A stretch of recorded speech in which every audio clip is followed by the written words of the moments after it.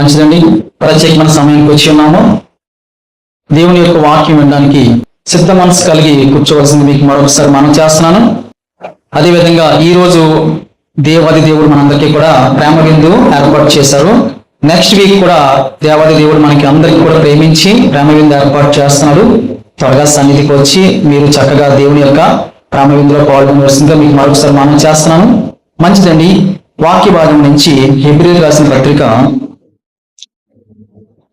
11వ అధ్యాయము 6వ మాట చూసుకుందాం.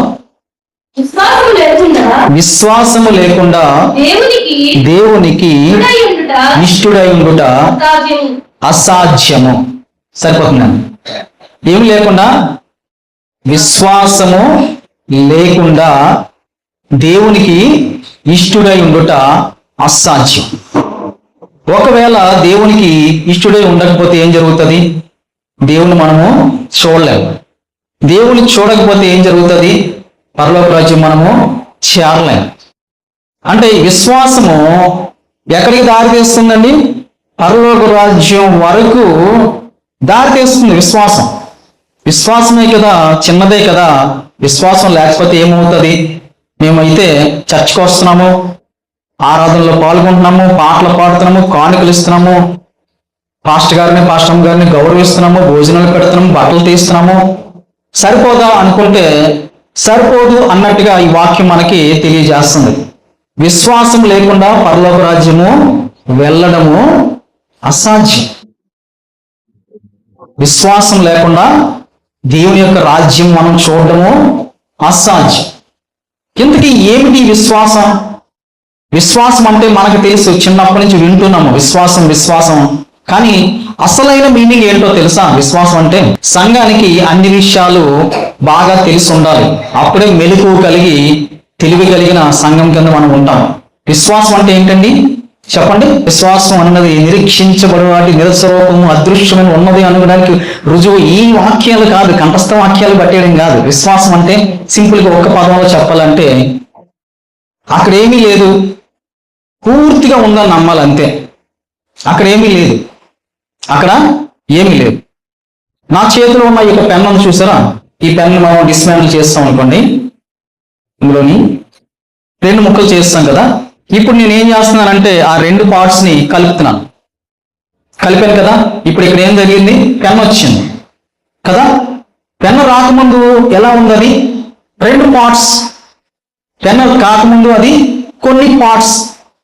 కానీ మనం దాన్ని అసెంబ్లీ చేసినప్పుడు అది ఒక సింగిల్ యూనిట్ కింద తయారైంది, పెన్ అయింది.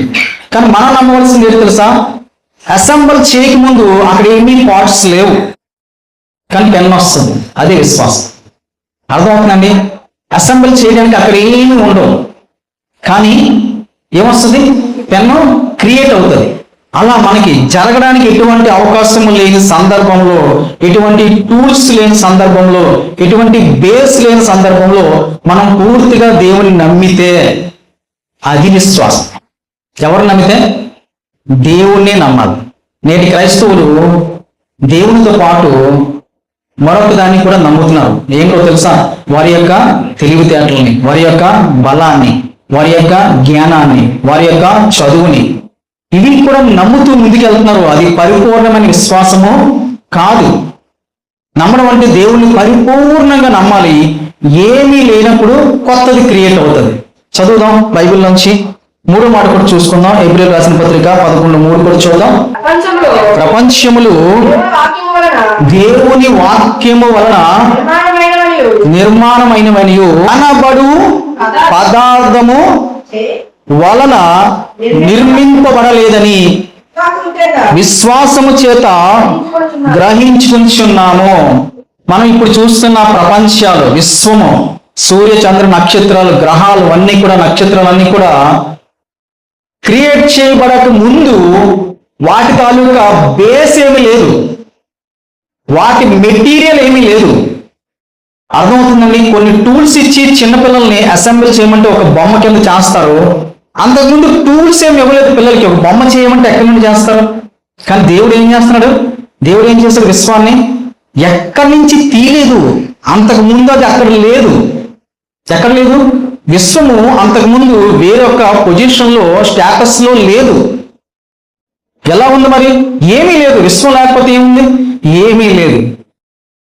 సూర్యుడు లేడు, చంద్రుడు లేడు, భూమి లేదు, ఆకాశం లేదు, నక్షత్రాలు ఏమీ లేదు.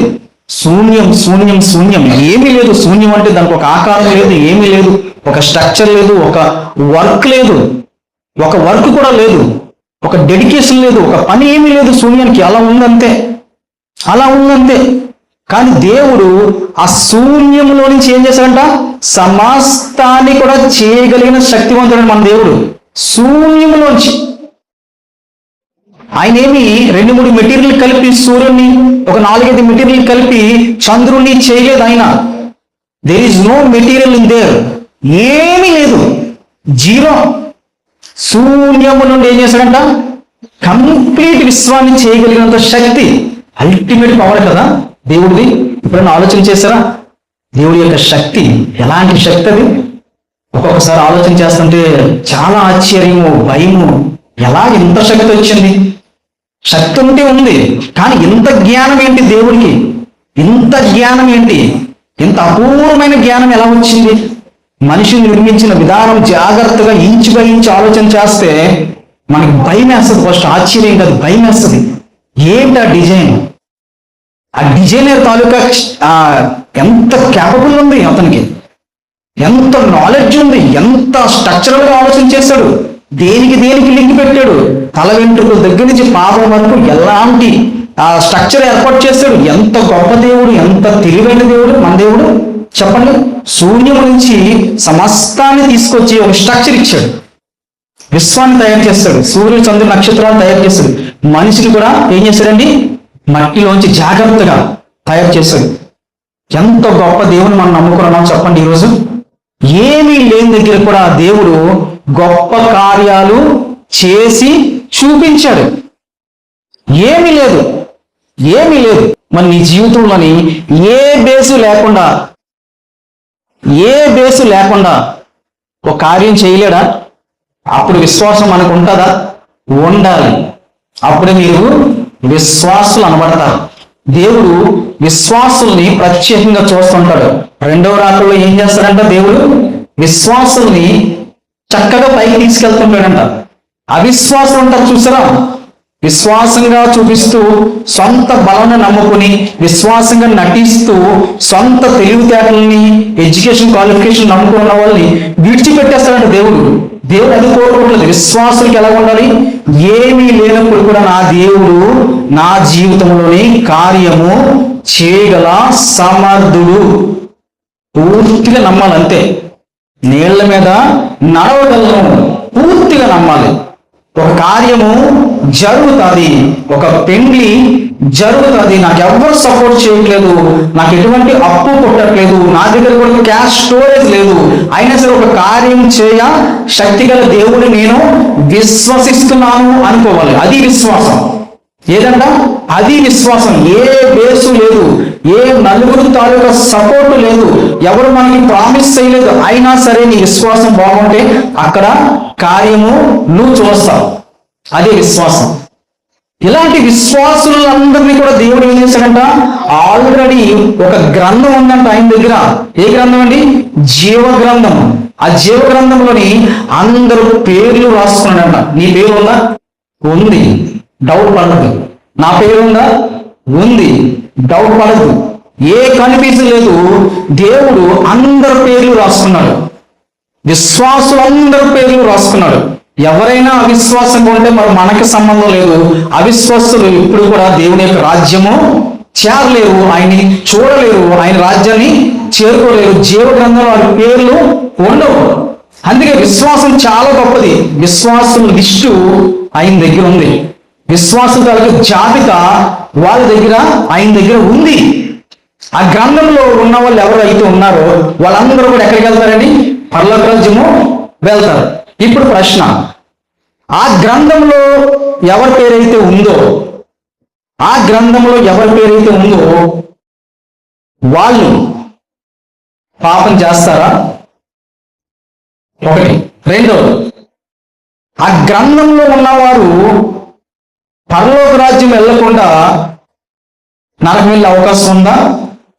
మూడవది, ఆ గ్రంథంలో ఉన్నారు కదా, ఆల్రెడీ లిస్టులో రాస్తాడు కదా దేవుడు, వాళ్ళందరూ పరలోక రాజ్యం వెళ్ళిపోతారు కదా, మరి ఇంకెందుకు వారికి టెన్షను, ఇంకెందుకు బాధ? నీ పేరు ఉందని నమ్మితే నువ్వు వెళ్ళిపోతావు.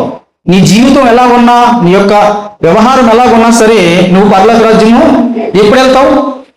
ఆ గ్రంథంలో నీ పేరు ఉంటే నువ్వు వెళ్ళిపోతావు కదా. చెప్పండి ఎవరన్నా ప్రశ్న. ఆ గ్రంథంలో మీ పేరు ఉంటే మీరు తప్పు చేసే అవకాశం ఉందా? చెప్పాలి. పాపం చేసే అవకాశం ఉందా? ఉన్నదా లేదా? ఏదో చెప్పండి, ఎస్ఆర్మా చెప్పండి.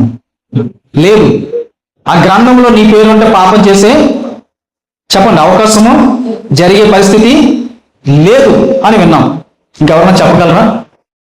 ఆపోజిట్గా ఏదైనా ఎస్ కానీ ఏదైనా చెప్పండి, పర్లేదు.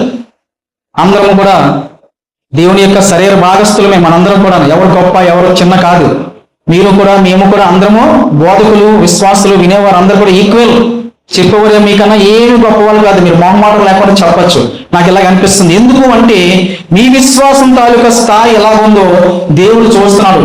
మీ విశ్వాసం ఎలాగా బలంగా ఉందో లేదన్నది దేవుడు చెక్ చేస్తుంటాడు. మీరు మాట్లాడడం ద్వారా అది బయటపడుతుంటది, అది స్థిరపడుతుంది. మీ విశ్వాసము స్థిరపడుతుంది. ఒక్కొక్క ఇన్ఫర్మేషన్ మనం రాంగ్ గా పెట్టుకుని ఉంటే మన హృదయంలో, అది దేవుడు ఏం చేస్తాడు, కొంచెం మార్పులు చేర్పులు చేసి దాన్ని స్ట్రాంగ్ విశ్వాసం కింద మారుస్తాడు. ఈరోజు చెప్పండి, దేవుడి జీవ గ్రంథంలో పేర్లు ఉన్నవారు పాపం చేసే అవకాశం ఉందా లేదా? లేదు అని ఒక సమాధానం వచ్చింది. ఇంకెవరైనా చెప్పండి దయచేసి, యవనస్తులు, మీకు చాలా ముఖ్యమైన విషయం ఉందా? ఉంది. లేదు అనడానికి నాకు రిఫరెన్స్ ఏమైనా చూపించాలి, ఉంది అనడానికి కూడా నాకు రిఫరెన్స్ చూపించాలి. ఎందుకు వచ్చిన గొడవ చెప్పి నోట్లలో ఉండిపోతున్నారు చాలా మంది. చాలా తెలివైన వాళ్ళు అనుకోవద్దు. మాట్లాడిన వాళ్ళే తెలివైన వాళ్ళు నా దృష్టిలో, దేవుని దృష్టిలో. మాట్లాడితేనే మన తాలూకా డేటా ఏమవుతుంది, రెక్టిఫికేషన్ జరుగుతుంది. చిన్న చిన్న మిస్టేక్స్ ఉంటే అది రెక్టిఫికేషన్ జరిగి స్టేబుల్ గా ఉంటుంది అనమాట. అందుకని మాట్లాడాలి. ఇంకెవరైనా చెప్పగలరా? ఇంకేడు వస్తుంది, అటు అయితే ఇటు, అయితే మగ లేకపోతే ఆడ, భలే చెప్పేస్తారు సార్. అయితే మగ లేకపోతే ఆడపిల్ల. ఏ పిల్లలు పుడతారో నాకు తెలుసు. అయితే మగ లేకపోతే ఆడపిల్ల. అబ్బా భలే చెప్పవమ్మా. అదే జరుగుతుంది, ఇంకేం జరుగుతుంది? వాస్తవానికి బైబిల్ బేస్ చేసుకుంటూ ముందుకు వెళ్తే, జాగ్రత్తగా మనం ముందుకు వెళ్తే, ఒకరి పేరు మీ పేరే, నా పేరే, దావీదు మహారాజు గారి పేరే జీవ గ్రంథంలో ఉంది. ఉందా లేదా? ఆయన పేరు ఆయన పరలోక రాజ్యానికి ఎలిజిబుల్ క్యాండిడేట్. మోషే గారు, అబ్రహాం గారు, యాకోబు గారు, ఇస్సాకు గారు, వీళ్ళందరూ సెలెక్టెడ్. వాళ్ళ పేర్లన్నీ ఎక్కడ ఉన్నాయి? జీవ గ్రంథంలో ఉన్నాయి. వారందరూ ఎక్కడికి వెళ్తారు? పరలోక రాజ్యం వెళ్తాం. ఇప్పుడు చూద్దాం, ఒక్కళ్ళని చూద్దాం. దావీదు మహారాజు గారు ఆయన జీవితంలో ఎన్ని తప్పులు చేశారు చెప్పండి. ఎన్ని తప్పులు చేశారు మీకు తెలిసి బైబిల్లో రాయబడిన ప్రకారం ఎన్ని తప్పులు చేస్తారు? ఎక్కడండి 1 2 3 అని ఏదోటి చెప్పండి. ఒకటి, నెక్స్ట్ భర్తను చంపేశాడు అన్న దాంట్లో అంతా కలిపేసి ఒకటే, ఊరియా తాలూకా హిస్టరీ. నెక్స్ట్ చెప్పండి. అదేంటండి, దావీదు గారి కోసం మీకు బాగా తెలియాలి. దావీదు మహారాజు గారి జీవితంలో జరిగిన తప్పులు కానీ, పాపాలు కానీ, లేకపోతే మిస్టేక్స్ కానీ లెక్కేస్తుంటే ఎన్ని ఉన్నాయి? జనరల్ గా ఒక ఐడియా కోసం ఎన్ని ఉన్నాయి? కొన్ని నెంబర్ చెప్పండి, డీటెయిల్స్ వద్దు, నెంబర్ చెప్పండి ఎన్ని ఉన్నాయి. ఒకటి వచ్చింది. ఇంకా సరే నేను చెప్పేస్తున్న ఆన్సర్ మనకు తెలిసి బైబిల్లో బాగా చదివిన దాని ప్రకారంగా 4 తప్పులు కనబడతాయి. 4 తప్పులు నేర్చుకోండి, జాగ్రత్తగా వినండి. ఒకటి, దేవుడు ఏర్పాటు చేసుకున్న రాజుని చంపుదాము అనుకుని ఒకానొక సమయంలో నిర్ణయం తీసుకున్నాడు. ఫైనల్ గా అతను చంపలేదు. నిర్ణయం తీసుకుని కొంచెం యుద్ధం లాంటిది ప్రకటించాడు. జాగ్రత్తగాని చంపుదాం ఉద్దేశం తీసుకోవడం అది తప్పు. అది ఎక్కడ ఉంటుంది? సమూయేలు గ్రంథం చదువుతుంటే మీకు తెలుస్తుంది. ఒకటి అయిపోయింది. రెండవది, మందసము వేరొక ఊర్లో ఉంటే, మందసము అక్కడ ఉంటే వాళ్ళందరూ బాగున్నారు, మందసం అక్కడ ఉంటే వాళ్ళందరికీ ఆశీర్వాదం వస్తుందని చెప్పి కాస్త స్వార్థపూరితంగా మందసాన్ని ఇతను రాజ్యంలోనికి తెచ్చుకోవడానికి ప్రయత్నం చేశాడు. రెండోది, కానీ తెచ్చుకునేటప్పుడు ఎలా తేవాలో ప్రాసెస్ ఏదైతే ఉంటుందో అలా కాకుండా దేవాది దేవుడు, యెహోవా దేవుడు ఒక ప్రాసెస్ ఇచ్చాడు. దాన్ని ముట్టుకోవడానికి, దాన్ని లిఫ్ట్ చేయడానికి, ఒక ప్లేస్ నుంచి ఒక ప్లేస్ లో మార్చడానికి ఒక ప్రాసెస్ చెప్పాడు. అలా కాకుండా సొంత ప్రాసెస్ లో ఆ మందసాన్ని తెచ్చుకోవడానికి ట్రై చేశాడు. ఇది రెండో మిస్టేక్. మూడోది మీ అందరికీ తెలుసు, బత్షెబాతో ఏం చేస్తాడు? ఒకటి పాలిటిక్స్, అల్టిమేట్ పాలిటిక్స్ ప్లే చేశాడు. చాలా డీటెయిల్ గా మనం మాట్లాడుకున్నాం. అది ఒకటి. తర్వాత దేవుడు దావీదు మహారాజుకి విజయాలు ఇస్తుంటే సొంత విజయాలు అన్నట్టుగా నా సైన్యం ఎంత ఉంది, ఎన్ని గుర్రాలు ఉన్నాయి, ఎంతమంది రథాలు ఉన్నాయి, రథాలని ఎవరైతే స్వారీ చేస్తున్నారో ఎన్ని ఆయుధాలు ఉన్నాయి, అసలు లెక్క నాకు తెలియాలని చెప్పి ఏదో సొంత విజయాలు వస్తున్నట్టుగా ఫీల్ అయ్యాడు. అది చాలా తప్పు. అప్పుడు ఒక భటుడు కూడా చెప్తాడు, ఏమంటాడు? మనకు వచ్చిన విజయాలన్నీ కూడా యెహోవా దేవుడు ఇస్తున్నాడండి, మనం ఎందుకు లెక్క పెట్టుకోవడం, మనం తాలూకా సైన్యాన్ని ఎందుకు లెక్క పెట్టుకోవడం అంటే, లేదు నాకు లెక్క కావాలి అన్నాడు. ఆ లెక్క పెట్టినందుకు దావీదు మహారాజ్ జీవితంలో ఏం జరిగింది తెలుసా? 70,000 మంది చనిపోయారు ఆ ఒక చిన్న ఆలోచనతో. ఎంత పెద్ద పాపము! ఇవి 4 మినిమం మనం గుర్తుపెట్టుకుందాం. అంటే విశ్వాసి ఎవరైతే ఆ జీవ గ్రంథంలో పేరు ఉంటుందో ఆ వ్యక్తి 4 పాపాలు చేసి తర్వాత ఎన్నో నష్టపోయి ఎంతో మంది ప్రాణాలు కోల్పోయి ఎన్నో కష్టాలు పడి ఫైనల్గా ఏం చేశాడండి? ఫైనల్గా దేవుని రాజ్యము చేరాడు. అంటే మీరు అర్థం చేసుకోవాల్సింది ఏంటంటే, ఒక విశ్వాసి జీవగ్రంథంలో తన పేరు రాయించబడి ఉంటే ఆ విశ్వాసిని దేవుడు ఎప్పుడు కూడా విడిచిపెట్టడు. ఒక 4 రోజులు మీరు చర్చికి రాకపోయినా సరే మిమ్మల్ని దేవుడు విడిచిపెట్టడు. మీరు ప్రార్థన చేయకపోయినా సరే దేవుడు మిమ్మల్ని కోపగించుకొని మిమ్మల్ని విడిచిపెట్టడు. మీరు తప్పు చేస్తున్నా సరే దేవుడు మిమ్మల్ని కోపగించుకొని విడిచిపెట్టడు. ఏదోలాగా మిమ్మల్ని ఒప్పించి నొప్పించి కొట్టో తిట్టో ఏం చేస్తాడు? ఫైనల్ గా తన దగ్గరికి ఆహ్వానిస్తాడు. చాలా సింపుల్ గా ఉంటది. అంటే మీరందరూ విశ్వాసులు కదా, ఇప్పుడు మీరు ఏదైనా తప్పు జరిగితే అల్టిమేట్ గా దేవుడు మీకు పరలోక రాజ్యాన్ని మిస్ అయ్యాడు. కానీ చేసిన ప్రతి తప్పుకి కూడా ఏం జరుగుతుంది? శిక్ష పడుతూ ఉంటది. తప్పుకి శిక్ష పడుతుంది. ఫైనల్ గా మీరు దేవుని యొక్క రాజ్యం అయితే చేరుతారు విశ్వాసులు కాబట్టి. కానీ ఈ శిక్షలు చాలా కఠినంగా ఉంటాయి. శిక్షలు తట్టుకోలేరు ఎవరుని. ఆ శిక్షల తాలూకా స్థాయి, ఆ లెవెల్ చాలా ఎక్కువగా ఉంటుంది. ఒక్కొక్కసారి మీకు కాలు నొప్పి రావచ్చు, తలనొప్పి రావచ్చు, కడుపు నొప్పి రావచ్చు, 2 రోజులు హాస్పిటల్కి వెళ్ళొచ్చు. ఇంకా మీరు ఏదైనా ఇంకా సిన్సియర్గా తప్పు చేస్తే, సీరియస్గా తప్పు చేస్తే ఇంకా కొంచెం రావచ్చు. దేవుడు మిమ్మల్ని శిక్షిస్తూనే ఉంటాడు. సంసోను కూడా అలాగే చేస్తాడు. సంసోను ఏం చేస్తాడండి? కాస్త సొంతంగా ఆలోచన చేసినప్పుడు ఆ వేశ్య దగ్గరికి వెళ్ళినప్పుడు ఏం జరిగింది? సంసోను తాలూకా కండ్లు పీకివేసి తిరగలకేసి చుట్టి చాలా అవమానపరిచినట్టుగా మనం చూస్తూ ఉంటాం. అలాగే దావీదు మహారాజు గారి జీవితంలో కూడా సొంత బిడ్డను ఏం చేస్తాడండి? దేవుడు చంపిస్తాడు. తర్వాత రాజ్యంలో 70,000 పీపుల్స్ ని చంపేస్తాడు. ఇంకా ఎన్నో కష్టాలు ఆయన జీవితంలోని మనం చూస్తూ ఉంటాం. ఎప్పుడు జరుగుతుంది ఇదంతా? శరీరంతో మనం ఉన్నాం కాబట్టి ఈ తప్పులు జరుగుతూ ఉంటాయి. దేంతో ఉన్నాం మనం? ఈ శరీరంతో ఉన్నాం కాబట్టి. ఈ శరీరం ఎవరిచ్చారు? ఎందుకు ఇచ్చాడు చెప్పనా? దేవుని మహిమపరచడానికి, ఆయన స్తుతించడానికి, ఆయన ఆరాధన చేయడానికి అన్నది ఏమీ డౌట్ లేదు. కానీ ఇంకొంచెం డీప్ గా వెళ్తే ఈ శరీరం ఎందుకు ఇచ్చాడో తెలుసా? మీ అందరికీ, మీకు కానీ నాకు కానీ ఈ శరీరం ఎందుకు ఇచ్చాడో తెలుసా? దీన్ని కనీసము జయించి నువ్వు చూపించాలి. ఇదే దేవుడి శరీరం ఎవరో అల్టిమేట్ ఉద్దేశం ఏంటి? ఈ శరీరము జయించి నువ్వు చూపించాలి. దీనికేమైంది? శరీరానికి ఏమైంది? దీన్ని జయించాలా? ఓకే, జయిస్తాం. ఈ శరీరంతో పరలోక రాజ్యం వెళ్తామా మనం? చెప్పండి ఎవరైనా. ఈ శరీరంతో, ఈ ఫిజికల్ గా రక్త మాంసాలతో దేవుని రాజ్యం చేరుకుంటామా? లేదు కదా. ఈ శరీరంతో ఈ రక్త మాంసాలు దేవుని రాజ్యం స్వతంత్రించుకుంటాయా? లేదు కదా. మరి ఈ శరీరం మీద టెస్ట్ పెట్టడం దేనికి దేవుడు?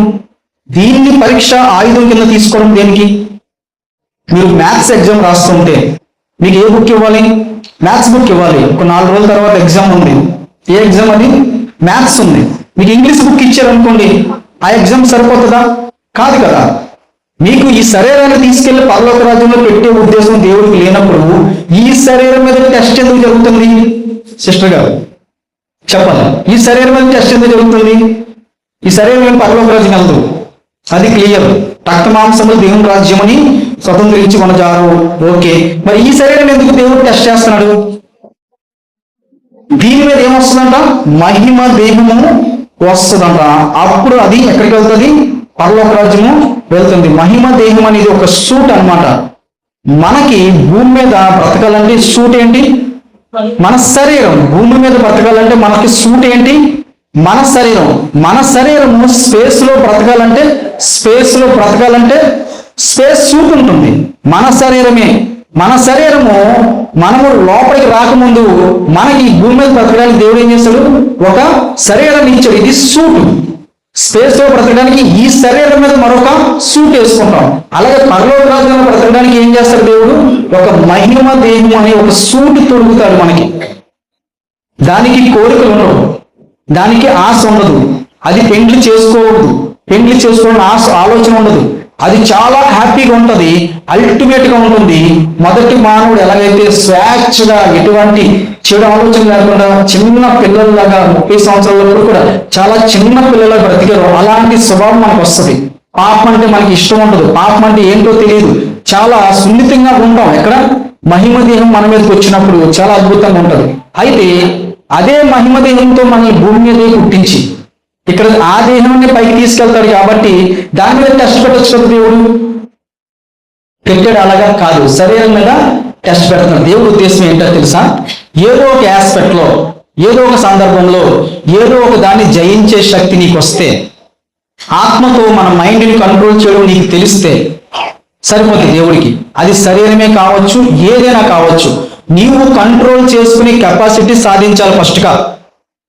అర్థమవుతుందండి? నీవు నీపై కంట్రోల్ చేసుకునే కెపాసిటీ నువ్వు సాధిస్తే చాలు. ఈ శరీరాన్ని పైకి ఏమి తీసుకెళ్ళడు, అక్కడ ఉన్న శరీరం వేరుగా ఉంటుంది. అయినా సరే నువ్వు ఇక్కడ ఏదైతే సాధించావో ఆ గ్రిప్, ఆ యొక్క మెమొరీ, ఆ స్ట్రెంగ్త్ నీ దగ్గర ఉంటుంది. అర్థమవుతుందా? ఆ స్ట్రెంగ్త్తో నువ్వు పరలోక రాజ్యంలోని ఎటువంటి కన్ఫ్యూజ్ లేకుండా, లూసిఫర్ ఎలాగైతే అధికారం కోరుకుందో, ఆ రోజు ఏం జరిగింది? లూసిఫర్ అధికారం కోరుకుంది. ఉన్న అధికారం సాల్దా? చెప్పండి. మన పవన్ కళ్యాణ్ గారికి ఏముంది అధికారం? Deputy CM. సరిపోదా? సడన్ గా ఆయనకు వచ్చింది. అంతకుముందు ఏమైనా ఎమ్మెల్యే లేకపోతే కార్పొరేటర్ అయ్యాడా? లేదు కదా, డైరెక్ట్ గా ఆయనకి మంచి హోదా ఇచ్చాడు, దేవుడు ఇచ్చాడు, ఆయనకు వచ్చింది. ఆయన పిఎం అవ్వాలనుకుంటే అది ఏమవుతుంది? అధికార దాహం పట్టిస్తుంది అనుకో, ఆయన ఏకంగా పిఎం అవుదాం అనుకుంటాడు. జరిగింది అదే. లూసిఫర్కి దేవుడు ఎన్నో శక్తులు ఇచ్చాడు, ఎంతో అధికారం ఇచ్చాడు. సాల్దా? దోతల మీద అధికారిగా ఉంది, సాల్దా? వేకువ చుక్క కింద ఉంది, సాల్దా? మొట్టమొదటిగా ఆజ్ఞలను తీసుకుంది, అదే సాల్దా? దానికి ఇంకొంచెం కావాలంట, ఇంకొంచెం లెవెల్ కావాలంట, ఇంకొంచెం అందరి మీద కూడా నాకు అధికారం కావాలి. ఇది మంచి విధానము కాదు. ఆ విధానాన్ని జయించాలంటే ఈ రోజు నువ్వు ఇక్కడ ఏం చేయాలి? నీకు ఇచ్చిన ఈ శరీరాన్ని ఏం చేయాలి? జయించి ఖచ్చితంగా చూపించాలి. ఈ శరీరంతో నువ్వు పరలోక రాజ్యంలో, కానీ ఈ శరీరం నువ్వు జయిస్తే ఏమొస్తుందో తెలుసా? నీకు జయించే శక్తి పెరుగుతుంది, ఆ కంట్రోలింగ్ పవర్ పెరుగుతుంది. దాంతో నువ్వు పరలోక రాజ్యంలోని ఎటువంటి కన్ఫ్యూజ్ లేకుండా, అధికార దాహానికి లొంగిపోకుండా, నాకు ఇంకొంచెం మంచి పోస్ట్ వస్తే బాగుండు అని చెప్పి ఆశపడకుండా, అత్యాశ పడకుండా, చాలా ఫ్రీగా వచ్చిన కాడికి చాలు, దేవుడు ఇచ్చిన కాడికి చాలు అని చెప్పి చాలా సంతోషంగా బ్రతుకుతావు. అందుకే ఈ శరీరాల మీద దేవుడు టెస్ట్ పెట్టాడు. ఈ శరీరం మీద టెస్ట్ పెడుతున్నప్పుడు దేవుడు విచిత్రంగా బిహేవ్ చేస్తాడు. ఏంటో తెలుసా? దావీదు మహారాజు మిద్ది మీద ఉండి ఒక చిన్న పాపాన్ని చూసి, కళ్ళకు కనపడిన పాపాన్ని చూసి, అతను తప్పు చేసి వాళ్ళ భర్తను చంపి, తినతో వ్యభిచారం చేసి, తిన్న మళ్ళీ పెళ్లి చేసుకుని చాలా గందరగోళం చేశాడు కదా. దావీదు మహారాజుకి ఆ రోజు 2 కళ్ళు లేకపోతే ఆ తప్పు జరుగుతుందా? చెప్పండి. 2 కళ్ళు లేవు, రాజే అనుకోకుండా ఏదో 2 కళ్ళు పోయాయి, ఆ తప్పు జరుగుతుందా? హత్య జరుగుతుందా? ఆ వ్యభిచారం జరుగుతుందా? ఆ పాపం జరుగుతుందా? జరగదుగా. అర్థం చేసుకుంటున్నారా? నీకున్న అవయవాలు పాపం చేయడానికి అనుకూలంగా డిజైన్ చేయబడ్డాయని చెప్పి ఎన్నోసార్లు మనం విన్నాం. నీకున్న శరీర అవయవాలు ఆలోచన శక్తితో సహా పాపం చేయడానికి, పాపానికి ఆకర్షితం అవ్వడానికి కావాలని దేవుడు డిజైన్ చేసి కిందకి పంపించాడు. ఏంటి? నీ సూట్ ఎలా ఉంది? పాపం చేయడానికి చాలా అనుకూలమైన సూట్. అది పాపపు ఆలోచనలు కలిగి ఉండేటట్టుగా డిజైన్ చేశాడు దేవుడు శరీరాన్ని. ఎందుకంటే అదే పరీక్ష. అలాంటి డిజైన్ ఒకవేళ నీ దగ్గర లేదనుకో, నువ్వు ఉత్తమురాలు అయిపోతావు, నీ దగ్గర డిజైనే లేకపోతే.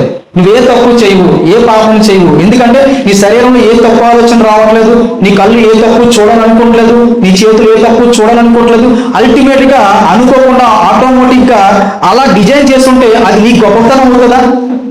అది నీ గొప్పతనం అవుతుందా? అవ్వదు. నీ శరీరం పూర్తిగా నీకు సహకరించేస్తుంది అనుకో, ఏ తప్పు చేయకుండా, అది నీ గొప్పతనం అవ్వదు. నీకు అన్ని తెలిసి పాపం చేయడానికి అవకాశం ఉన్నట్టుగా నీ శరీరం ఉండి, ఏంటది? పాపం చేయడానికి అనుకూలంగా నీ శరీరం ఉండి, పాపం చేయడానికి అనుకూలమైన పరిస్థితులు ఉండి నువ్వు కంట్రోల్లో ఉంటే నువ్వు గొప్పతనం. ఒక చిన్నపిల్లవాడు చిన్నప్పుడు చదువుకుంటున్నప్పుడు 10th క్లాస్ అప్పుడు, ఇంటర్మీడియట్ అప్పుడు, ఇదిగో యవనస్తులు ఉన్నారు కదా వాళ్ళలాగా సిగరెట్ తాగాలని ఆశపడ్డాడు. ఏంటది? సిగరెట్. డబ్బులు లేవు సిగరెట్ పంపుకోవడానికి, ఒక 10 రూపీస్ ఉంటుందేమో నాకు తెలిసి. డబ్బులు లేవు. డాడీని అడిగితే బాగుంటుందా? బాగోదు. కొన్ని ఏదైనా డబ్బులు సంపాదించి ఎక్కడన్నా వెళ్ళి సిగరెట్ కాలిస్తే ఎవరన్నా చూస్తే అదేమో గొప్ప విషయమా? చాక్లెట్ తినడమా, లేస్ ప్యాకెట్ తినడమా చెప్పండి? సిగరెట్ తాగడం అంటే అది చాలా చండాలం. ఎవరైనా తెలిస్తే ఏమనుకుంటారు? అదొక భయం. ఈ భయం కొద్దీ ఆ వ్యక్తి చాలా సంవత్సరాలు సిగరెట్ తాగకుండా అలా ఉండిపోయాడు. చాలా సంవత్సరాలు. ఒక 10 years తర్వాత తనకి మ్యారేజ్ అయ్యింది. 10 years తర్వాత తన ఒక డబ్బు బాగా సంపాదించాడు. 10 years తర్వాత ఒక దీవిలోకి వెళ్ళి, ఒక దీవిలో సముద్రం మధ్యలో ఉన్న ఒక చిన్న ఐలాండ్ కొనుక్కున్నాడు. ఒంటరిగా ఐలాండ్కి వెళ్ళి ఒక 4 రోజులు గడుపుదాం అనుకున్నాడు. 4 days చక్కగా బోట్ బుక్ చేసుకున్నాడు. ఒంటరిగా అక్కడ ఉన్నాడు. 4 days అక్కడ ఉన్నాడు. వెళ్తున్నప్పుడు ఒక బ్యాగ్ నిండా తనకు నచ్చిన ఫ్లేవర్ కలిగిన సిగరెట్స్ పట్టుకుని ఐలాండ్కి వెళ్ళాడు. చిన్నప్పుడు కోరిక, చిన్నప్పుడు డబ్బులు లేవు, డాడీ తిడతాడు, సమాజంలో ఏమంటారు అని భయం కొద్దీ అప్పటి నుంచి ఇంకో 10 years 15 years వరకు వెయిట్ చేసి డబ్బు సంపాదించి ఎవ్వరూ లేని సమాజం కూడా దూరం ఉన్న ప్లేస్కి వెళ్ళి ఐలాండ్లోని ఒక దగ్గర కూర్చొని అన్ని ఓపెన్ చేసి చుట్టూ పెట్టుకున్నాడు. ఇప్పుడు అతని దగ్గర ఏమున్నాయి? సిగరెట్లు ఉన్నాయి. సమాజం లేరు, డబ్బులు ఉన్నాయి, సొంత డబ్బులతో సిగరెట్ కొనుక్కున్నాడు. ఇప్పుడు ఆ వ్యక్తి ఆ సిగరెట్ తాగకుండా ఉంటే దాని మీద విజయం సాధించినట్టు. చిన్నప్పుడు తాగకుండా ఉంటే తన విజయం సాధించినట్టు కాదు. అర్థం చేసుకున్నారా? ఏ అవకాశాలు లేనప్పుడు పవిత్రంగా ఉండడము అది పవిత్రత కాదు. అన్ని అవకాశాలు ఉన్నప్పుడు, అన్ని చేయడానికి అనుకూలమైన శరీరం ఉన్నప్పుడు నువ్వు పవిత్రంగా ఉంటావు. చూసావా? కంట్రోల్ చేసుకుని, అది నీ విజయం. అదే నీ విజయం. అది నువ్వు సాధిస్తావా లేదా అని చెప్పి పరీక్ష నీకు పెట్టాలంటే నీకేముండాలి? ఎలోన్గా ఒక ప్లేస్ దొరకాలి, డబ్బులు ఉండాలి, సిగరెట్లు కూడా ఉండాలి. అప్పుడు నీ సత్తా ఏంటో దేవుడు టెస్ట్ చేద్దామని చెప్పి అక్కడ నీకు అవకాశం ఇస్తాడు. అక్కడ ఏం చేస్తావు? నువ్వు తాగుతావా, సిగరెట్ తాగకుండా కంట్రోల్గా ఉంటావా అన్నది దేవుడు చూస్తాడు. అలానే అన్ని రకాల పాపాలు చేయడానికి అనుకూలమైన శరీరం, ఐలాండ్ అంటే శరీరాన్ని దేవుడు ఇచ్చి నిన్ను టెస్ట్ చేస్తున్నాడు. చాలా మంది మానసిక వికలాంగులు ఉంటారు కదా, వాళ్ళకి మైండ్ పనిచేయదు. మన మెంటల్ హాస్పిటల్కి వెళ్తే వాళ్ళు ఏం చేస్తున్నారో వాళ్ళకి తెలియదు. వయసులో పెద్దవాళ్ళు అయిపోతుంటారు, 10 years 20 years అయిపోతారు. వాళ్ళు ఏం చేస్తారో తెలియదు, ఏం మాట్లాడతారో తెలియదు, మాటలు కూడా క్లియర్గా రావు. వాళ్ళందరిలో ఏముంటుంది? దేవుని యొక్క ఆత్మ ఉంటుంది. కానీ శరీరం తాలూకా మైండ్ ఈ ఆత్మ చేత కంట్రోల్ చేయబడడానికి అనుకూలమైన డిజైన్ లేదు. కనుక వాళ్ళు ఏం చేస్తారు? ఏదేదో బ్రతుకుతారు. వాళ్ళు చనిపోగానే ఎక్కడికి వెళ్తారో తెలుసా మీకు? చనిపోగానే పరలోక రాజ్యం అయిపోతారు. కానీ వాళ్ళ తాలూకా పరలోకంలోని యొక్క లెవెల్ చాలా తక్కువ. ఎందుకు? కింద ఏమైనా సాధించారా? వాళ్ళు కింద ఏమైనా కంట్రోల్ చేసుకున్నారా? వాళ్ళు కంట్రోల్ చేసుకోవడానికి వీలుగా ఏమీ లేదు. పాపం చేయడానికి అనువుగా శరీరం లేదు. పాపం అంటే కూడా ఏమీ తెలియదు. కానీ పాపం చేయలేదు కదా, పరలోకం వెళ్ళిపోతారు. కానీ చాలా లో లెవెల్. అందరికీ ఒకేలాంటి లెవెల్ ఉండదు. అలా అనుకుంటే అబ్రహాము గారికి నీకు ఒకే లెవెల్ ఇచ్చేస్తే ఏమైనా బాగుంటుందా? పౌలు గారు ఎంతో కష్టపడి ప్రాణం పెట్టాడు. ఆయనకి నీకు నాకు ఒకే లెవెల్ ఇచ్చేస్తే బాగుంటుందా? కాదు. నీ యొక్క కంట్రోల్ శక్తి బట్టి నీకు ఒక లెవెల్ వస్తుంది, నీ కిరీటం వస్తుంది. నీ కిరీటంలోని చక్కగా ఒక వజ్రాలు, మణులు, మాణిక్యాలు పొందుతాడు. అంత గౌరవం ఉంటుంది. ఫిజికల్ గా కాదు చెప్పడం, అంత గౌరవం ఉంటుంది, అంత వాల్యూ ఇస్తాడు దేవుడు. సో ఏమర్థమవుతుంది నీకు? 2 కళ్ళు ఉన్నందుకు దావీదు మహారాజు గారు ఏం చేస్తారు? తప్పు చేస్తారు. 2 చేతులు ఉన్నందుకు కొంతమంది తప్పు చేస్తారు. ఇప్పుడు ఏంటంటే కొంతమందికి అందం ఉంటుంది. ఏముంటది? అందం. దేవుడు ఎక్కడ టెస్ట్ చేస్తున్నాడు తెలుసా? ఆ వ్యక్తిని అందం మీద టెస్ట్ చేస్తున్నాడు. అందం ఇచ్చి అందంతో ఏదైనా పొరపాటు చేస్తావేమని టెస్ట్ జరుగుతుంది. కొంతమందికి తెలివితేటలు ఉంటాయి. నీకు ఎక్కడ టెస్ట్ జరుగుతుంది? నీకు తెలివితేటలు ఎక్కువగా ఉన్నాయంటే నీకు తెలివితేటలతో చేసే తప్పిదారి మీద నీకు టెస్ట్ జరుగుతుంది. నీకు 2 కళ్ళు లేవు, నీకు అక్కడ టెస్ట్ జరగట్లేదు.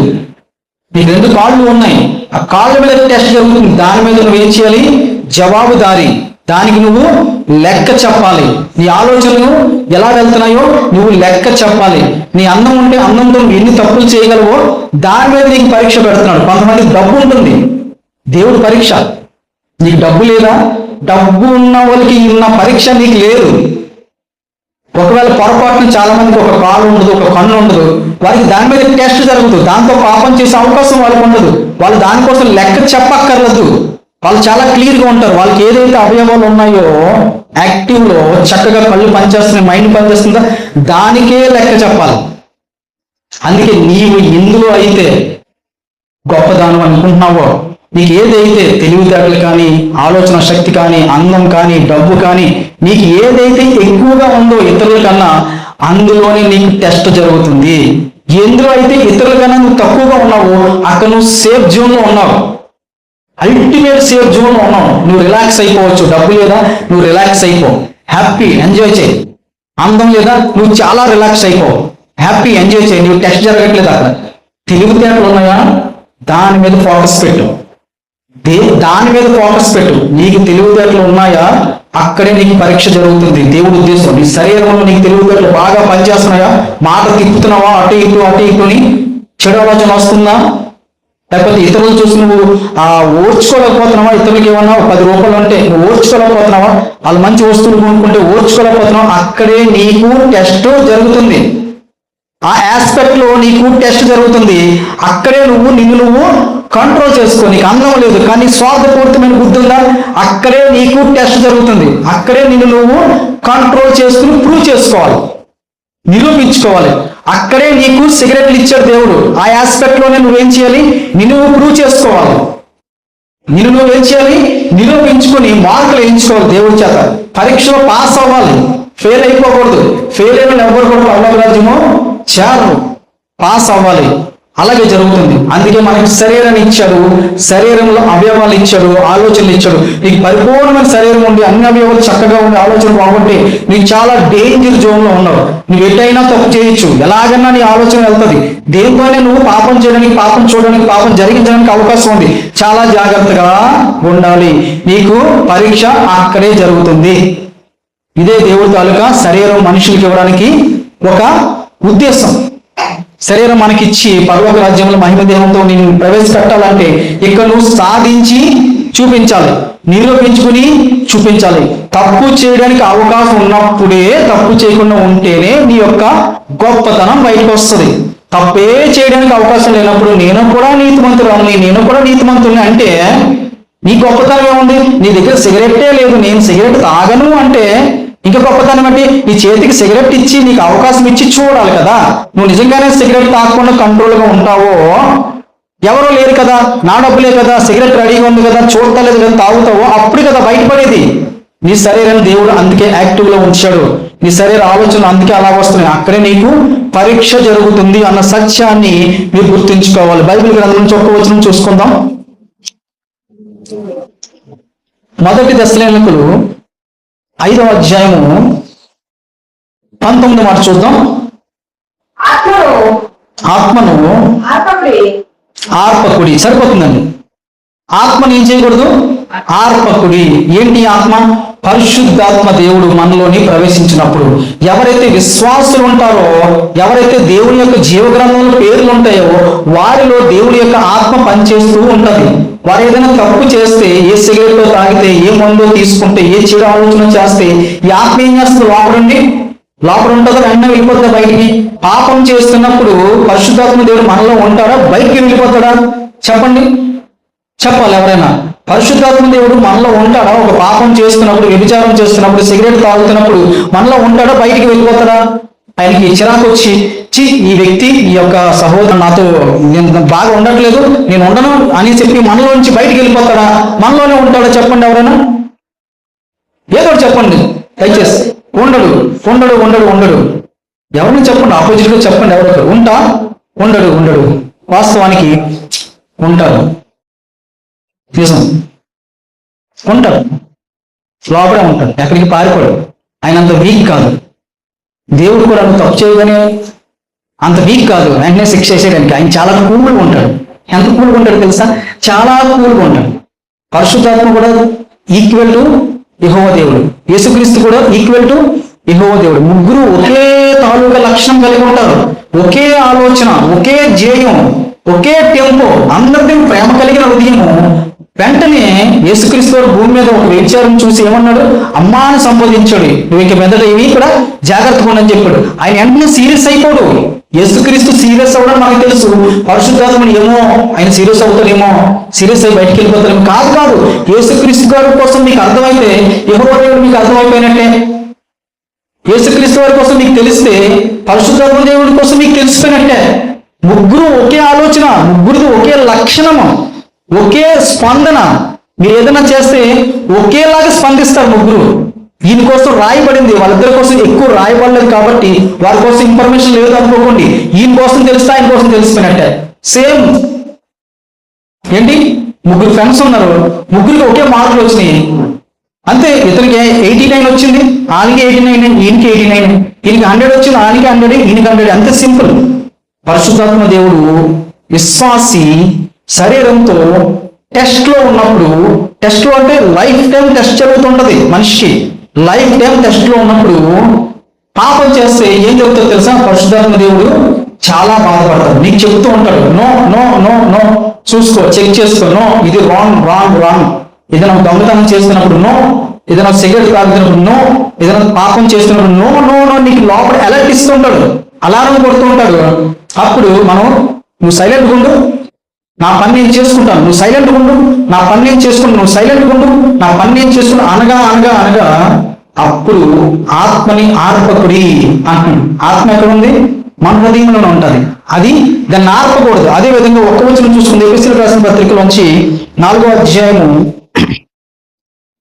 30 మాట చూద్దాం. 30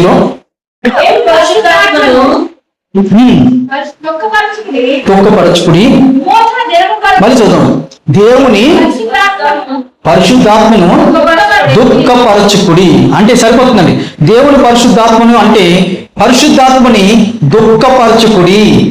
ఎప్పుడు దుఃఖపడతాడు? మనలో ఉండి మనం ఏదైనా తప్పిదం చేస్తున్నప్పుడు, మనం ఆయన నో చెప్పినా సరే మనం ఆ ఎస్ అనుకుని ముందుకు వెళ్ళిపోతున్నప్పుడు ఆయన దుఃఖపడతాడంట. ఆయన ఆర్పేసినట్టు అవుతుందంట. ఆయన మనలోనే ఉంటాడు, ఎటు పారిపోడు. మనం ఏ తప్పు చేసినా సరే మనలోనే ఉంటాడు.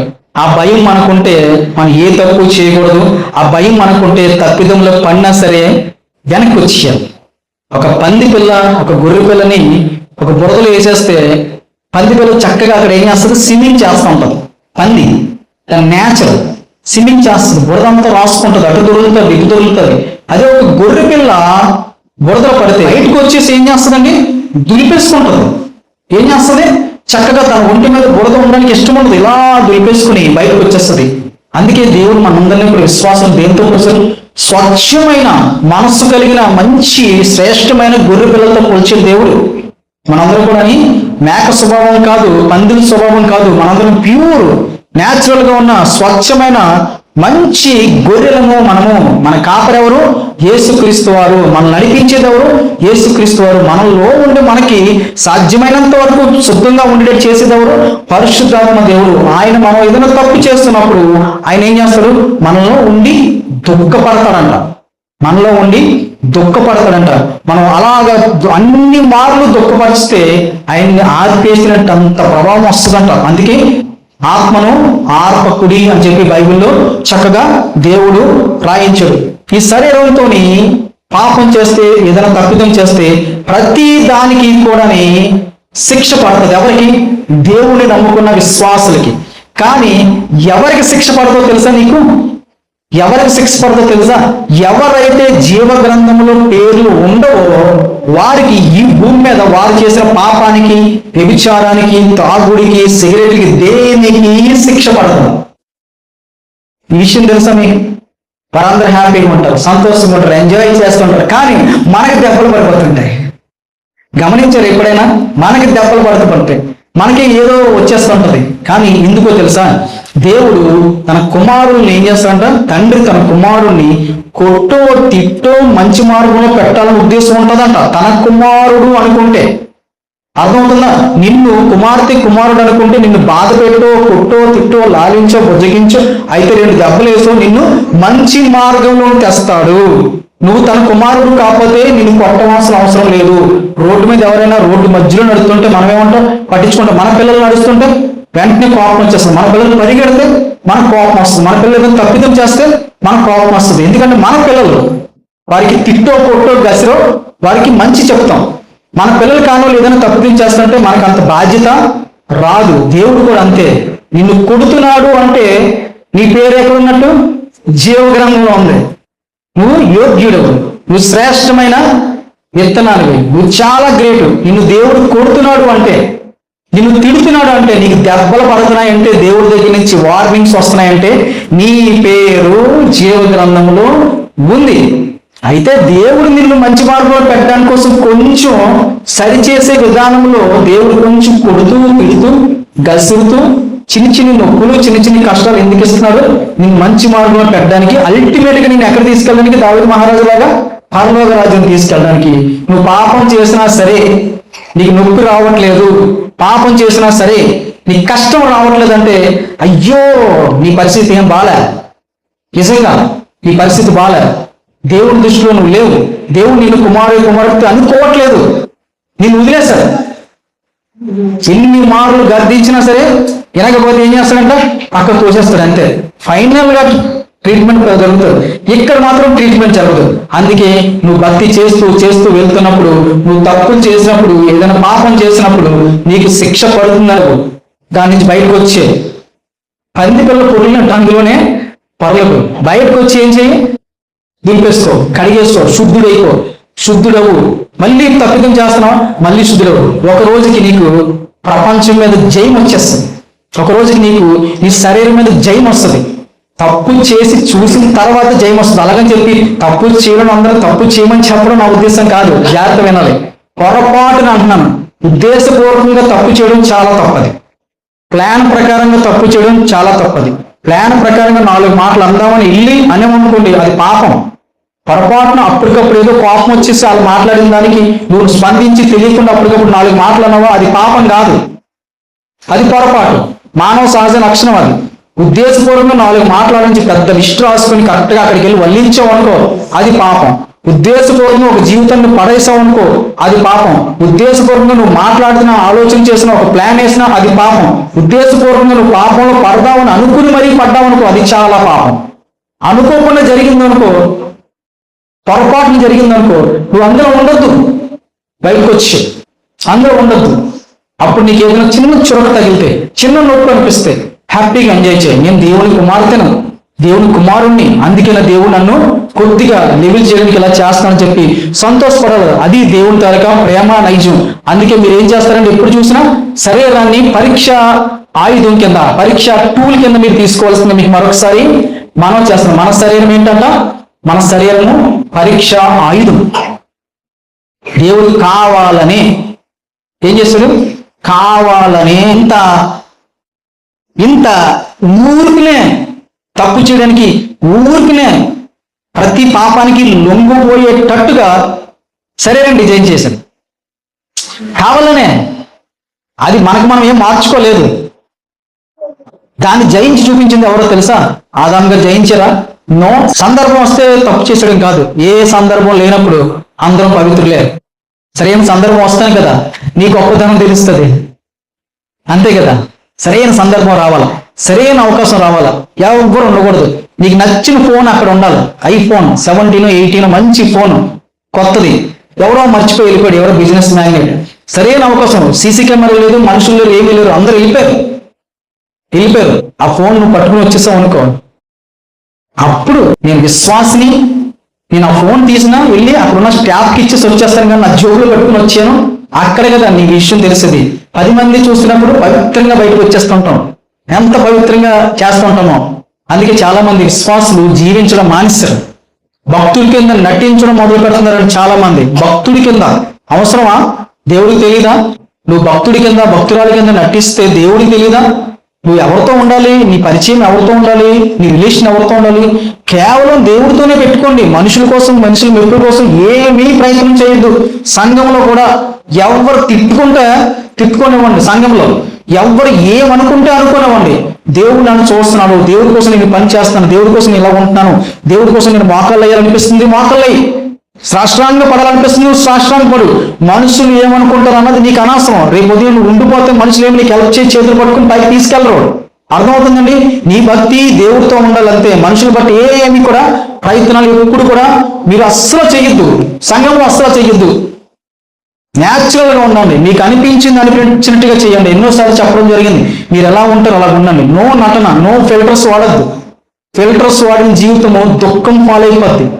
ఒకనొక రోజున అది లోకంలో ఫ్రెండ్స్తో ఫిల్టర్స్ వాడినా సరే దుఃఖం మీకే, బంధువులతో ఫిల్టర్స్ వాడినా సరే దుఃఖం మీకే. అవతల కన్ఫ్యూజ్ అయిపోతారు. మీరేంటో అవతలకు తెలియాలంటే మీరు ఉన్నట్టుగా ఉండండి. కోపంగా కలిగిన వ్యక్తిత్వం మీకు అలానే ఉండండి. మీరు శాంతంగా మాట్లాడుతున్నారా అలాగే ఉండండి. మిమ్మల్ని మీరు మార్చుకుని ఏ ప్రయత్నాలు చేయొద్దు. చేస్తే ఒకరోజు అది బయటకు వచ్చేస్తుంది. అందుకే ఎవరితోని కూడా నటనా జీవితము వద్దు. ఈ లోకమంతా నటిస్తుంది. ఎవరు? లోకమంతా, బంధువులందరూ, ఫ్రెండ్స్ అందరూ ఫిల్టర్స్ పట్టుకుని తిరుగుతున్నారండి. ఏం పట్టుకుని? ఫిల్టర్స్. మాటలోని, చూపులోని, ఆలోచనలోని, బిహేవియర్లో అన్ని ఫిల్టర్సే. సీరియస్ గా ఉండాలనుకుంటే సీరియస్ గానే ఉండు. ఎవరన్నా 4 మాటలు అనాలనిపిస్తుందా? ఆ బిహేవియర్కి మొహమాటం లేక నని ఉంటే ఉంటాడు, పోతాడు. నిజమైనడైతే నీ స్నేహితురాలు అయితే నువ్వు అతను తప్పు చేస్తే, పొరపాటు చేస్తే నువ్వు గద్దించినప్పుడు నిజమైనడైతే నీతో ఉంటాడు. నిజమైనడు కాకపోతే నీకే సంతోషం. అలాంటి నువ్వెందుకు ఉండాలి? అలాంటి నీ పక్కన ఎందుకు ఉండాలి? నువ్వు సరైన వాళ్ళు అయితే, సరైన దాని అయితే చెత్త మనతో అక్కర్లేదు. నువ్వు బంగారం అయితే బంగారం లాంటి వాడి కోసం వెయిట్ చేయి. అంతే, సింపుల్. నువ్వు బంగారమా ముందు చెక్ చేసుకో. నువ్వు బంగారమా కాదో చూసుకో ఫస్ట్. నువ్వు 916 KDM బంగారం అనుకో, ఈ సర్కిల్లో అన్ని బంగారాలే ఉండాలి. అంతేగాని బొగ్గులు ఉండకూడదు, చండాలంగా ఉంటుంది మ్యాచింగ్. ఫ్రెండ్స్ కానీ, బంధువులు కానీ, లేకపోతే పార్ట్నర్స్ కానీ, నో. మీరు ఎంత క్లియర్గా ఉన్నారో అంతే క్లియర్గా ఉన్న వాళ్ళతోనే ఉండండి. ఎవ్వరు లేరా? 4 సింగిల్గా ఉండండి. ఎలాగా? 4 సింగిల్గా ఉండండి. నాకు ఎంతమంది ఫ్రెండ్స్? 0. దాన్ని చాలా గర్వంగా ఫీల్ అవుతాను నేను. 0.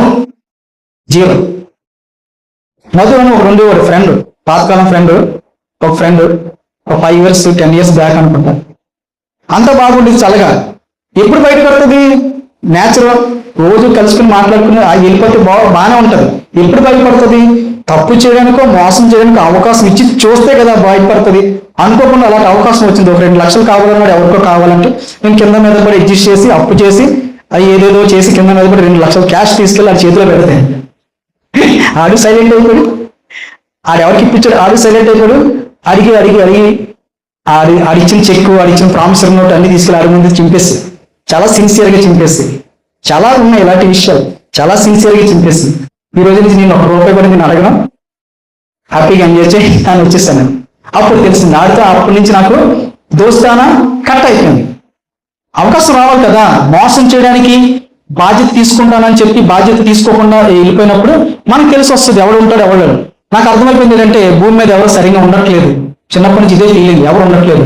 నాకున్న కోపానికి, నాకున్న ఆవేశానికి, నాకున్న యాక్యురసీకి, నాకున్న ఈ తప్పు చేస్తే చిరాకు పడిపోయే దానికి మ్యాచింగ్ ఎవరు లేక నేను ఎంతమంది ఫ్రెండ్షిప్ చేస్తున్నాను? 0. ఉండండి, హ్యాపీగా ఉన్నాను. నేను హ్యాపీగా లేనా? దేవుడు నన్ను దీవించలేదా? ఫైనాన్షియల్గా దీవించాడు, ఇంకా చెప్పండి ఆరోగ్యంగా దీవించాడు, ఇంకా మంచి ఫ్యామిలీ ఇచ్చాడు, అల్టిమేట్ ఫ్యామిలీ ఇచ్చాడు. ఇంకేం కావాలి? దేవుడు నాతో చక్కగా మంచి రిలేషన్లో ఉన్నాడు. ఒక రోజులో దాదాపుగా 5 గంటలు 6 గంటలు దేవుడితో మేము సంభాషిస్తూ ఉంటాం. నమ్ముతారా మీరు? ఎలా సాధ్యం అవుతుంది? మీకు తెలియదు, అవుతుంది. మీరు మొదలు పెట్టండి. ఆయనతో మాట్లాడుతూ ఉంటే మీకు టైమే తెలీదు. మీరు ఏ పని చేసుకుంటున్నా ఆయనతో మాట్లాడుతుంటే 2 పనులు అయిపోతే చూస్తారా, దేవుడు మాత్రం ఆయనతో మాట్లాడితే కౌంటింగ్ చేసుకుంటాడు. సగం తీసుకెళ్ళి నీ వంటకి వేయడు. నువ్వు వంట గంట సేపు చేసావు, ఆ గంట సేపు ఆయనతో మాట్లాడితే గంట కౌంటింగ్ చేస్తాడు. వంటకి సగం తీసేసి అరగంటే నాతో మాట్లాడి వండు, నువ్వు మాట్లాడుతూనే ఉండు, బాగుంటది. ఆయన మాట్లాడతాడు. ఎప్పుడైనా మాట్లాడాడు మీతో? ఆయన మాట్లాడతాడు. తెలుసా, మన దేవుడు మాట్లాడే దేవుడు. పాటలు ఉన్నాయి, వాక్యాలు ఉన్నాయి. మన దేవుడు ఏంటంట? మాట్లాడే దేవుడు. ఎలా మాట్లాడతాడు? చాలా బాగుంటది. ఒక ఆలోచనతో మాట్లాడతాడు. నువ్వు అడిగితే క్వశ్చన్ వెంటనే ఆన్సర్ పక్కన తీస్తాడు. ఒక ప్రశ్న అడగడమే లేదు, నువ్వు ఒక ఆన్సర్ పక్కన మాట్లాడుతూ ఉంటాడు. అల్టిమేట్గా ఉంటుంది. దాన్ని రోజు ఎంజాయ్ చేయాలి, రోజులో ఎక్కువసేపు ఎంజాయ్ చేయాలి. నువ్వు ఏ పని చేసుకున్నా సరే చక్కగా దేవుడితో మాట్లాడుకో. ఫైటింగ్ చేయి. ఏం చేయి? ఫైటింగ్ చేయి. నువ్వు అడిగే కోరిక న్యాయమైంది అయితే ఏం చేయి? ఫైటింగ్ చేయి. క్లియర్గా అడుగు. నాతో ఒకసారి మాట్లాడు. నేను చిన్నప్పటి నుంచి ఒక మాట అడుగుతుంటాను. ఈ స్వరం, ఒరిజినల్ స్వరం వినిపింపు చేయి అని చెప్పి చాలా చిన్నప్పటి నుంచి ప్రార్థన చేసేవాడిని. స్వరం ఎవరు లేకుండా ఒక స్వరం వినబడిందని చెప్పి బైబిల్ మనం చదువుతుంటాం కదా, అలాంటి స్వరం వినబడాలని చెప్పి నేను పోటీ పడేవాడిని దేవుడితో. ఆయన ఏమంటాడు తెలుసు, వెంటనే మాట్లాడతాడు. ఇప్పుడు అవసరమా? ఇప్పుడు అవసరం లేదు. అప్పుడు అవసరం వాళ్ళకి అవసరం. ఇప్పుడు అవసరం లేదు. ఇప్పుడు ఈ తెలివితేటలకి, ఈ క్లారిటీకి ఇది చాలా ఎక్కువ. దేవుడి కోసం ఇంత ఇన్ఫర్మేషన్ అప్పుడు లేదు వాళ్ళ దగ్గర. ఇంత నాలెడ్జ్గా అప్పుడు ఉండేవారు కాదు. చాలా డెలికేట్ నాలెడ్జ్ వాళ్ళది, చాలా లిమిటెడ్ నాలెడ్జ్. మన పూర్వీకులందరూ. ఇప్పుడు మనకి చిన్న పిల్లల్ని కదిలితే మొత్తం హిస్టరీ చెప్పేస్తున్నాను. చిన్న చిన్న పిల్లలు. మా అమ్ముతులతో మాట్లాడలేకపోతున్నాం. నేను మా అమ్ముతులు ఎంత మంచి ప్రశ్న అడిగింది తెలుసా? కార్తీక్కి నాకుని చాలా విచిత్రంగా అనిపించింది. నేను చిన్నప్పుడు అలాగే ఆలోచన చేసేవాడిని. చాలా విచిత్రంగా హ్యాపీగా ఫీల్ అయ్యాను. యేసుక్రీస్తు తల్లి కడుపులో పుట్టాడు కదా, మరియం తల్లి కడుపులోని పుట్టాడు కదా. యెహోవా దేవుడి దగ్గర నుంచి పుట్టాడా, డైరెక్ట్ గా మరియం తల్లి దగ్గర పుట్టిగా? అదేనా అడిగు ప్రశ్న? అది కదా. మనం అందరం ట్రై చేసాం. ఫైనల్గా అయితే ఆన్సర్ దొరికింది అనుకున్నాం. దొరికిందా లేదు? దొరికిందా? ఏంటంటే తను ఏమనుకుంటుందంటే, దానికి ఆన్సర్ ఏంటంటే మనకి కూడా తెలీదు. చాలా కన్ఫ్యూజ్ అయిపోతాం, పెద్దోళ్ళు అనుకుంటాం. కానీ దేవుడు ఏం చేస్తాడంటే తనలోంచి శక్తివంతమైన ఆత్మలు తనలోంచి తీసి సోల్ తీశాడు. ఫస్ట్ ఏం చేశాడు? ఆత్మలు తీశాడు. ఆత్మలు తీసి శరీరంలోకి ప్రవేశపెట్టాడు. ఎందులోకి? శరీరంలో ప్రవేశపెట్టాడు. అంతే. ఈ ఆత్మ ఏదైతే ఉంటుందో దాని తాలూకా సైజు ఏంటో తెలుసా మీకు అందరికీ? ఎన్నోసార్లు చెప్పడం జరిగింది. దాని సైజు 6 అడుగుల 10 అడుగుల వెడల్పు ఎంతో తెలుసా? వెడల్పు.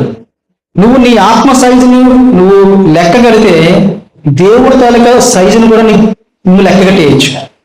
తెలుసా మీకు? ఎందుకంటే నువ్వు దేవుడు వేరు వేరు ఏం కాదు. అర్థమైందా? బైబిల్లో రాయించాడు మనుషులందరూని దైవాలు అని రాయిస్తాడు. అంతవరకు ఎవరైనా ఆలోచన చేస్తున్నారు? ఎవరు ఆలోచన చేయరు. నీ ఆత్మ సైజు ఎంతో తెలుసా? అల్టిమేట్ దేవుడితో సమానమైన హోదా కలిగిన గొప్ప శక్తి కలిగిన ఆత్మ ఈ శరీరంలోకి ఎప్పుడైతే పెట్టి బంధించేసాడో, లాక్ చేసాడో నువ్వేమనుకుంటావు? నేను ఆత్మని, నేను ఈ శరీరం ఎంత ఉందో అంతే ఉంటాను, ఎంత విడలుకుంటాను, ఇదే నా శక్తి. ఒక పావు గంట సేపు పరిగెడితే అలసిపోతాను, కొంచెం ఎగరగలుగుతాను, అంతకన్నా పైకి ఎగరలేను. ఇవన్నీ లిమిటేషన్స్ అన్ని నీ శరీరానికే, నీ ఆత్మ కాదు. నీ ఆత్మ తాలూకా సైజు, నీ ఆత్మ తాలూకా శక్తి నీకు తెలిస్తే ఆ శక్తితో నీవు నీ మైండ్ని కంట్రోల్ చేయడం మొదలు పెడతావు. ఎప్పుడైతే నీ మైండ్ నీ శక్తి తెలుసుకున్న తర్వాత కంట్రోల్ చేస్తావో నీ శరీరం తాలూకా అన్ని అవయవాల మీద కూడా నీ కంట్రోల్ వచ్చేస్తుంది. ఎప్పుడైతే నువ్వు శరీరం జయించవో నువ్వు ప్రపంచాన్ని మొత్తం జయించేసినట్టే. ప్రపంచంలో ఏం విచిత్రాలు ఏమి లేవు, కేవలం నీ శరీరంతో లింకులు అంతే అన్ని. అర్థమవుతుందండి? నీ శరీరం నువ్వు జయిస్తే ప్రపంచాన్ని అందరం జయించేసినట్టే. సింపుల్. ప్రపంచంలో ఇంకా అల్టిమేట్గా ఏమీ లేదు. నీ శరీరానికి మించింది ఏమీ లేదు. నిన్ను మరీ ఎక్కువగా నీ ఇబ్బంది పెట్టిన శరీరం కన్నా మించింది ఏమీ లేదు. నీ శరీరాన్ని పూర్తిగా కంట్రోల్ చేసుకుంటే ఈ విశ్వం మొత్తం నీ పాదాల దగ్గరకు వచ్చేస్తుంది. నీ పాదాల దగ్గర సాహు అంటది తెలుసా? నీకు దండం పెడుతుంది. ఎంత మంచి వ్యక్తివి, ఎంత గొప్ప వ్యక్తి అంటది. అందుకే శరీరము అనే ఒక పరీక్షలో నువ్వు గెలవాలన్నది దేవుని యొక్క చిత్తం, ఆశ కూడా. నువ్వు గెలవాలి, గెలిచి చూపించాలి. ఈ శరీరం పూర్తిగా నువ్వు కంట్రోల్ చేసుకునేటట్టుగా నువ్వు ఉంటేనే అప్పుడే దేవుడు మిమ్మల్ని చూసి ఏమంటాడు? బలా మంచి దాసుడా. మంచి పోరాటం. ఏ పోరాటం? మంచి పోరాడారు. దేంతో? లోకంతో కాదు. లోకంతో మీకేం సంబంధం లేదు. లోకం మిమ్మల్ని ఏమి కూడా ప్రలోభపరచదు, మీకు ఏమి అన్యాయం చేయదు. నీకు చేసేది ఏదైనా ఉందంటే నీ శరీరమే నీకు బాగా అన్యాయం చేస్తుంది. లోకం మీద ఆశ పుట్టేటట్టుగా చేసేది ఏంటది? నీ శరీరమే. నీ శరీరమే నీ కంట్రోల్లో ఉంటే లోకం నిన్నేం చేస్తుంది చెప్పండి? లోకమంతా నీ చేతిలోకి వచ్చేస్తున్నాడు, నీ గుప్పిల్లోకి వచ్చేస్తుంది లోకమంతా కూడా. అందుకే నీ శరీరం ఏం చేయాలి? నువ్వు అన్ని రకాలుగా మంచి ఆలోచన వస్తుందా అక్కడ నువ్వు కంట్రోల్లో చేసుకో జాగ్రత్తగా. బాగా మాట్లాడగలుగుతున్నావా అక్కడ నువ్వు కంట్రోల్లో చేసుకో జాగ్రత్తగా. నీ శరీర అవయవాలు ఏదైనా సరే అల్టిమేట్గా పనిచేస్తుందా? నీ కళ్ళు షార్ప్గానే అక్కడ నీకు ఏదైనా తప్పు జరిగే అవకాశము ఉంటుంది. నీ శరీరంలో అవయవాలు ఇచ్చి అక్కడ నీకు పరీక్ష చేస్తున్నాడు దేవుడు. దాన్ని న్యాయంగా వాడుతున్నావా అన్యాయంగా వాడుతున్నావా అన్నది దేవుడు నీకు పరీక్ష చేస్తున్నాడు. అక్కడ నువ్వు కంట్రోల్ చేసుకోగలిగితే ప్రపంచం మొత్తం కూడా నీ కంట్రోల్లోకి వచ్చేస్తుంది. అప్పుడు నీకు తెలుస్తుంది నీ వాల్యూ ఏంటో, నీ విలువ ఏంటో నీకు తెలుస్తుంది. నువ్వు ఎంత గొప్పదానవో నీకు తెలుస్తుంది, ఎంత గొప్పవాడవో నీకు తెలుస్తుంది. చాలా కూల్గా ఉంటావు. లోకంలో ఏది కూడా నిన్ను చిన్నది కూడా కదపలేదు, ఏది కూడా నీకు అన్యాయం చేయలేదు. అంత గొప్ప శక్తి ఎప్పుడు వస్తుంది? నీ శరీరాన్ని పూర్తిగా నువ్వు జయించినప్పుడే వస్తూ ఉంటుంది. అందుకే దేవుడు మనకి ఈ శరీరాన్ని ఇచ్చాడు. ఒక దాంట్లో పరీక్ష పెట్టి ఎన్నో రకాల విజయాలు మనకి ఇవ్వడానికి దేవుడు చూస్తున్నాడు. ఈ శరీరం అని ఒక్క దాంట్లోనే పరీక్ష పెట్టాడు. ఈ శరీరంలో మాత్రమే నువ్వు జయించి చూపిస్తే చాలు, దేవుడికి అది ఎంతో గొప్ప విషయం అయిపోతుంది. మీ అందరూ కూడా అలా అన్ని జయించాలని చెప్పి దేవుడు కోరుకుంటున్నాడు. మేము కూడా చక్కగా కోరుకుంటున్నాం. అటువంటి గొప్ప దీవెనలు, ఆశీర్వాదాలు, కంట్రోలింగ్ పవర్ మీకు సంపూర్ణంగా ఈ రోజు వచ్చిన గాక. ఆమేన్. అందరూ లేచి నిలబడదాం, కానుకలు పాడుకుంటూ కానుకలు సమర్పించుకుందాం.